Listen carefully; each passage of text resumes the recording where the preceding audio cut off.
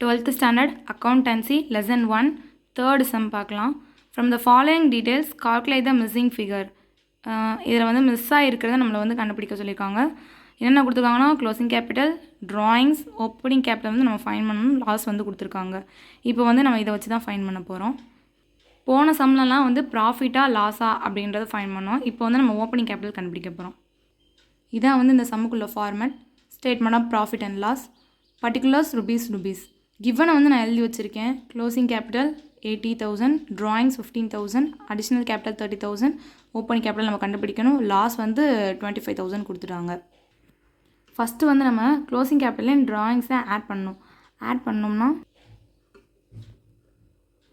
95,000. Next வந்து இதை வந்து சப்ராக்ட் பண்ணணும். சப்ராக்ட் பண்ணோன்னா எவ்வளோ வருதுன்னா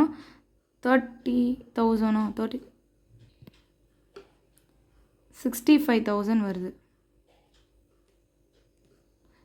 நெக்ஸ்ட்டு பார்த்திங்கன்னா இங்கே தான் நமக்கு வந்து மிஸ்ஸிங் ஃபிகராக இருக்குது. இப்போ இங்கே நமக்கு என்ன சைன் கொடுத்துருக்காங்கன்னா மைனஸ் சைன் இருக்குது. அப்போ என்ன செய்யணும்னா இந்த மைனஸ் சைனில் இருக்கிறதுனால இந்த ரெண்டையும் நம்ம வந்து ப்ளஸ் பண்ணணும். ஆப்போசிட்டாக இருக்கணும். மைனஸ்னால் ப்ளஸ்ஸு, ப்ளஸ்ஸுனா மைனஸு அப்படி இருக்கணும். இப்போ நமக்கு வந்து இது மைனஸில் இருக்கிறதுனால நம்ம வந்து இந்த ரெண்டையும் ஆட் பண்ணி போட போகிறோம். ஆட் பண்ணோம்னா நமக்கு என்ன வருதுன்னா 90,000. இதான் நமக்கு ஆன்சர். எப்பயும் பாக்ஸ் போட்டுருங்க. தேங்க்யூ.